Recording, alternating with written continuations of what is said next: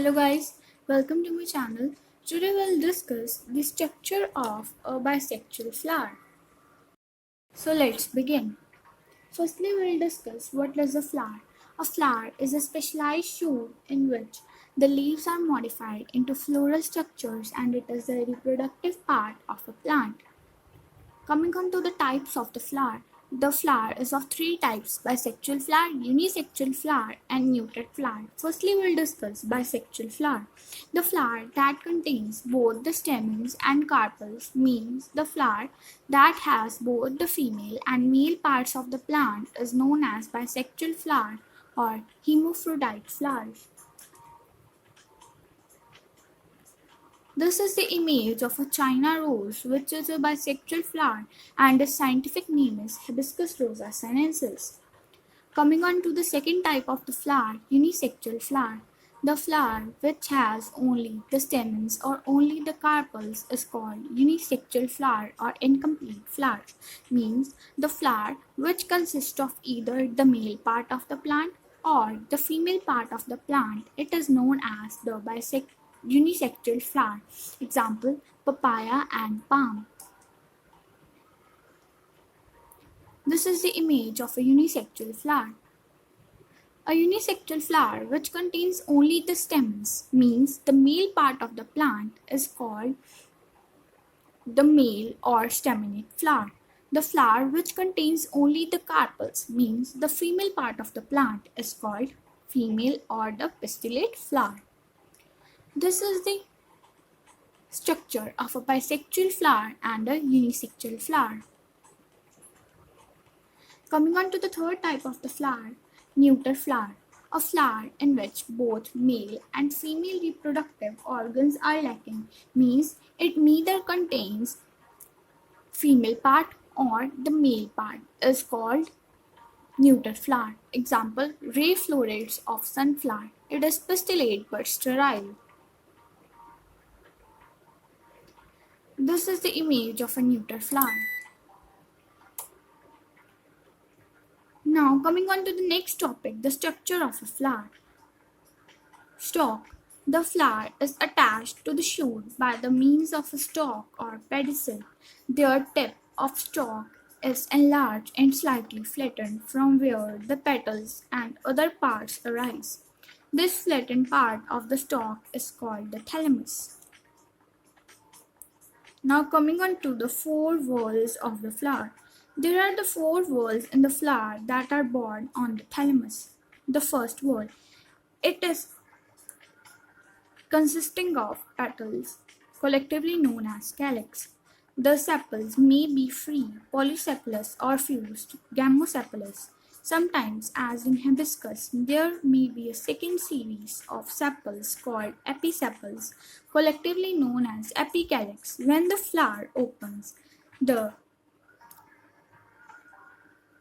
sepals may fall off or persist. Sepals are usually green, but in some cases they are bright colored. Example: gulmohar, where they are red. It contains the outermost part of the flower, which consists of tiny leaf-like structures called sepals, collectively known as calyx. It helps in providing protection to the flower in its bud condition, and when it is green, it also performs photosynthesis. Usually, there are 5 sepals. Sometimes there may be more, or there may be less than 5. This is the image of the gulmohar, the flame of the forest. The second whorl of the flower consists of the brightly colored petals. These petals can be white or colored but never green. It is collectively known as corolla.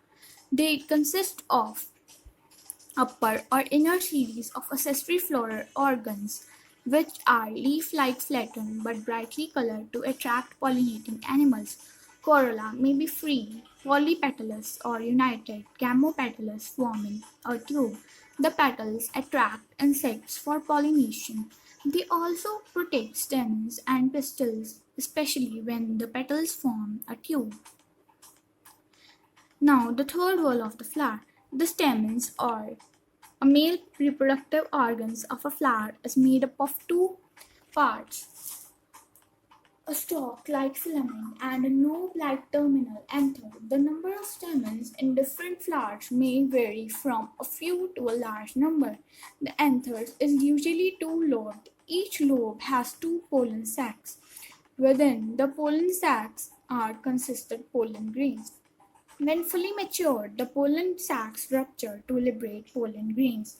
The pollen grains are generally powdery particles of different shapes and sizes.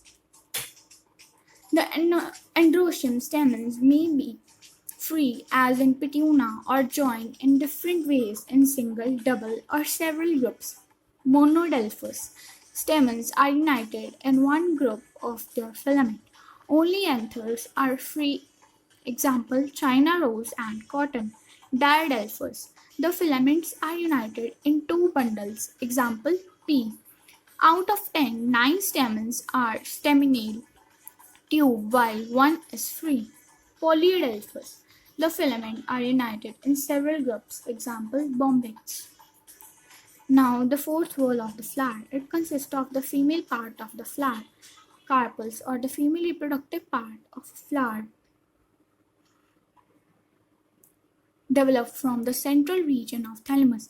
The flower may have one or more carpels. They may be free or fused. The free occurring unit of gynoecium is called pistil. Pistil is a flask-shaped structure. It is composed of one or more carpels. Each carpel consists of three parts: stigma, style, and ovary. Stigma. Stigma is the terminal knob-like part. It may be divided into two or more lobes or may assume a feathery appearance. The stigma is covered with hair or with granular papilla. It serves as a landing place for pollen during pollination. Style. Style is a tubular cylinder stalk which connects the stigma and the ovary. Ovary. Ovary is a swollen basal portion composed of one or many carpels. The inner cavity of the ovary may be a single chamber or divided into several chambers. Each consists of a number of rounded bodies known as ovules. The cushion or the swollen region in the ovary attracting the ovules to the wall of the ovary is called the placenta. Summary. Flower. A flower is a specialized shoot in which the leaves are modified into floral structures and it is the reproductive part of a plant. Types of flower. Bisexual flower. Both male and female parts. Unisexual flower. Either male or female part. Neuter flower. Neither male nor female part. The four whorls of the flower.